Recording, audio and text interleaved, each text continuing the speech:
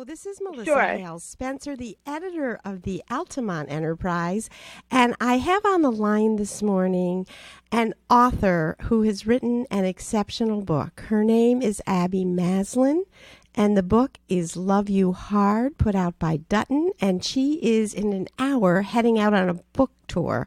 So thank you for making the time to talk to us, Abby. I would like to start by asking you about your first sentence. There's so many first sentences in literature that stay with us. Aujourd'hui, maman est morte. It was the best of times. It was the worst of times. And you have this simple sentence that I really love. It began with a T-shirt. Why did you start there? This has been an experience. So I'll start with that sentence. It began with a T-shirt. The first thing I noticed about my husband was, of all things, just his blue T-shirt. And for something as simple as just, a $7 Hanes T-shirt, what it spoke to me with was this idea that I had encountered a person who didn't care about what others thought. We were 22. We were in that age of being self-conscious and very kind of obsessed with the opposite sex's opinion of us. And he walked in just completely unassuming. And I knew right away he was somebody that I wanted to talk to, just the comfort that he seemed to have with himself. And that's great because the book starts, from the opening page, it's a love story. Here you are in this tiki bar describing this unbelievable man. And that love changes through the book and goes through the kinds of transformations that few of us ever have to face. And I wonder if you could just, and it's, I know, a hard question to ask you to do, kind of put in a nutshell the storyline, just so our readers who aren't familiar with what the book's about will have an idea of the territory that you're delving into. Yeah, sure. So this is a love story that I thought was going to be a pretty ordinary one when I was 22 and I met TC, and even when I was 27 and when we got married. But 3 years after our wedding, he was assaulted as he was walking home from a baseball game in our neighborhood in Washington, D.C., and he nearly died. He sustained a massive brain injury. And I was told that if he were to survive, that our lives would be drastically different, that he would probably not be able to talk or walk, and that he would be looking at trying to relearn all of those skills again, without the certainty that he would even be able to do so. And that was incredibly shocking for a couple who was still relatively young. He was 29. He hadn't even hit his 30th birthday at that point. So I feel like we have this marriage that we kind of anticipated was going to go on indefinitely in its happiness and its kind of ordinariness. And then it went through this rapid transformation that few people experience, and certainly few people experience kind of at that speed. Yeah, well, the thing that's really fascinating to me about this story is not just how, I think largely because of your belief in him and his own perseverance, that he was able to fight his way back to being a productive member of society, regaining who he was, but also how you emerged as a writer through this process. I was just very struck with even on the way to the hospital, that first terrible ride, not knowing what you were facing, you immediately reached out to people through Facebook and asked for their prayers. And then, as it became difficult to describe his progress in the hospital, I think it was your sister, Bethany, who suggested that you do a blog. And you pounded out this very raw passage, and were at a graduate class that you had to attend, and looked an hour later and found thousands and thousands of people had reacted. And that was just so compelling, the story. If you could tell a little about your own evolution as becoming a writer through that process. Sure. We had a really content life before this injury. We were newly married. We had nearly 2-year-old son. And I kind of felt like I had checked off all the boxes for what I needed to do. I wasn't really in that mental space of feeling like I needed to push myself further. And of course, everything shattered. And I was surprised by what I found in myself. Firstly, this desire just to survive, this kind of will to do whatever it took to make sure that our lives didn't crumble any further. And so that was one piece. Everybody says, I don't know how you could be so strong. And my response is that we're all this strong. We're just very rarely called, to pull that out of ourselves.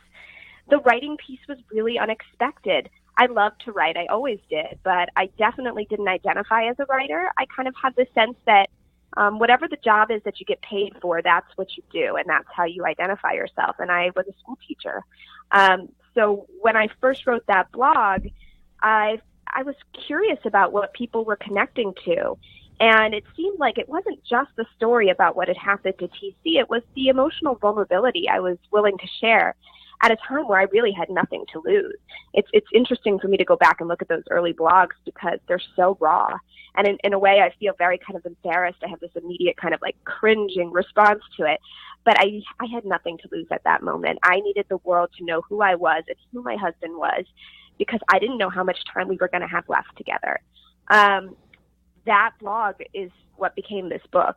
And that was, again, just a very unexpected transition. But it required me to start asking some tough questions of myself. One was, what do I want to do with the days I have on this planet? This was TC's injury for sure, but it totally transformed my brain. I had to rewire my own thinking about purpose and how I saw myself and my identity. And what I realized is that there's a lot of work for me to do on this planet during my days. And I better start acting with a sense of urgency. And I didn't have that sense of urgency before. Well, what's also remarkable is the breathtaking honesty. I mean, you reveal things in a way that you don't make it icky for the reader to be there. You make it like you're bringing the reader along. Really personal things like trying sex for the first time after this happened, or this really horrible time in your life where your mother, who you had depended so much on, was facing coming back from having a double mastectomy, and you're still caring in her house for her and for your father, whom you can tell by the way you write you love deeply, but who's kind of a shell of himself, and caring for your 2-year-old son, Jack, and caring for your husband, who's not really who he was and is in some ways a stranger to you, and you're looking at your mother's oxy pills and thinking of killing yourself, which not many people would have the courage to write about that scene. How were you able to do that? I don't know whether, those are choices that I made because I knew that there is shame associated with this experience of being depressed. There's shame associated with the experience of caregiving, especially when you're caregiving to a spouse and you are not allowed to say things aloud about how that person doesn't feel like an equal partner anymore because, in some ways, people might interpret that as disloyal. I just wanted to be rid of any kind of shame that people attach to these experiences, because if I can be willing to say, I own this experience and I don't live with any shame about what I've been through, then that opens the door for somebody else to do the same thing. I certainly didn't ask for this situation, but I know that I'm not alone in having walked through some really dark days. And I think, we talk about mental health in a way that, we're sort of starting to approach some honesty about loneliness and just how isolating depression can feel. But until we kind of blow that door open and really, really just take the shame out of the experience, I worry that we won't be able to share freely what we've been through. And that's what connects us to other people. That's what connects us to other human beings. Yeah, well, I'm sure the book will be embraced by the community of people who have suffered traumatic brain injuries, but it does so much more. Mm-hmm. There's so many touch points for anyone that has been struggling with just defining what life is. One of the things that I loved about you divide the story into 5 parts, and each part you start with a quote. And they're from so many different authors and from so many different places. And the one I'm going to read now is from Anne Frank, because she was a journal keeper too, but not the way you were, where people were responding to your blogs. You know, her journal wasn't found until after she was dead. But you quote from her, "Look how a single candle can both defy and define the darkness." And to me, that's what your book did, you know. And how did you come to select those opening thoughts at each part of the book? I love this question because I'm in love with those quotes, each of them. So some of those quotes came from texts that my husband loved that I hadn't had a curiosity about before he was assaulted. And then when I didn't have the luxury of having conversations with him anymore, I wanted to know him better in whatever ways I could. So I began reading all the books that I knew he had loved. So some of those quotes came from those books. Anne Frank's came from the experience of rereading her diary as an adult and just finding her to be this heroic person in the form of a child. Like it's just, she's an astounding person to me. And I was very lucky because 2 weeks ago I was in Amsterdam and got to walk through her home. And that experience meant so much to me because it just reminded me of the power of words. If Anne Frank hadn't kept a journal, we wouldn't know. We wouldn't know what that had been like for her and her family. And, so many families were in hiding during that time, just like the Franks were. But we know about them through her writing. So what a testament to what the power of the pen can do. And that quote particularly, that there's this dual edge to suffering, that it allows us to see joy so clearly, but that it also just illuminates just how very dark the world can be. She was such a young genius. The world is a better place because Anne Frank was in it. Well, I think you're right on that. But I also think, and I was fascinated with your answer, because I know there's a passage in the book where you talk about when you're first dating your husband and you see his worn out IKEA bookshelf just filled with all these volumes. And he explains, he was with preppies at Bucknell who had been so well read, and he just dove in and took on the classics, not like part of a course, just out of this curiosity. So how interesting that when he was less able to communicate with you, that you then reached for his books and found these words. That's just really neat. Yeah. I was reaching for words in all ways. And that's just an experience I've begun to reflect on a little bit more. And in that time where I had no one to communicate with, I had a two-year-old son who only spoke a little bit and a husband who only spoke very little. And I just fell in love with books again in a way I hadn't experienced since I was a kid. And then, of course, that's when words started coming to me in the form of my own writing. So this kind of relationship with language that I developed over the course of this injury has been fascinating to me. Yeah, and I love, there's one scene, it's when you rented the place on the beach and Jack is learning his alphabet and your husband is relearning and you're in the car singing something like Old MacDonald had a farm.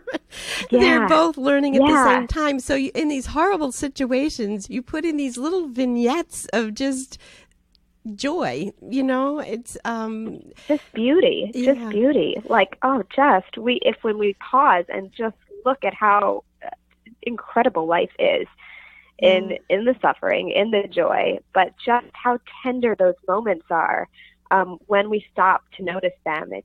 It blows my mind. And it's kind of hard to believe we were living that experience of parenting a young kid at the same time that TC was just, becoming an independent person again, because they were really parallel experiences in many ways.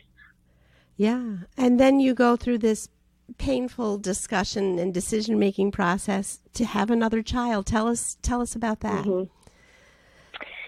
Yeah, 3 years after the injury, I started to really be thinking seriously about whether it was possible for us to connect to that dream that we had had before the assault about growing our family. And it seemed like we were on a more sturdy footing and that it could be something possible.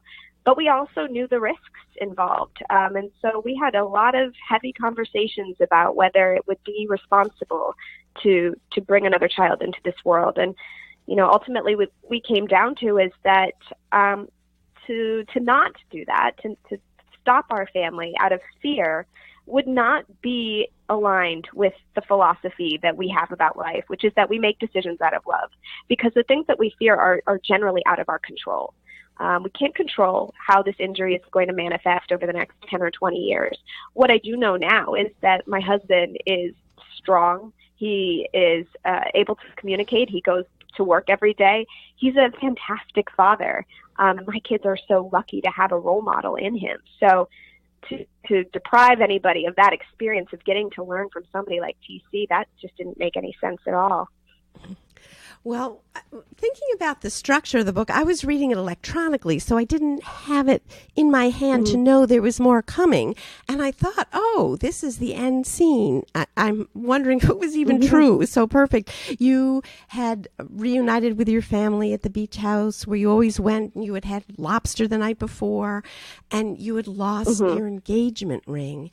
And it was a ring that your husband had made for you, and you were just kind of going through the garbage, literally, and kind of giving up on it. Like it wasn't, you understood that the marriage was not about the ring. It wasn't like when you were first getting engaged. And there it is. You found the ring, and you have this, ending profound thought about how,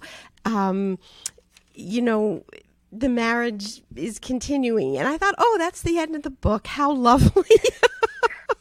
And then the book keeps going. So tell us about how you structured the book. It isn't just a simple narrative. It's more complex than that. Oh, yeah. I've kind of lost you down in the basement there. Can you still hear me? Let's see. Is this any better? Yes, this is good. You're clear now. Okay. And this will be the last question because I know you have a book tour to go No, this is great. This is great. So the structure of the book was a hard decision to make. And what I realized is that it's very rare when real life mirrors a perfect narrative arc. Yeah. So I had to sit for a while and think about how journey had fed me, the particular kind of wisdom that I wanted to share in this book. And what it meant is that I just needed to live my life for a while. And so I had to go through my own kind of individual healing process to figure that out. And so the last part of the book is my favorite part because it's set in such a beautiful scene, and I won't give too much away, but I think that's where readers get a sense of what it means to heal from the inside out on your own. Wonderful. We will leave you with that thought and wish you the best on your book tour. And thank you so much.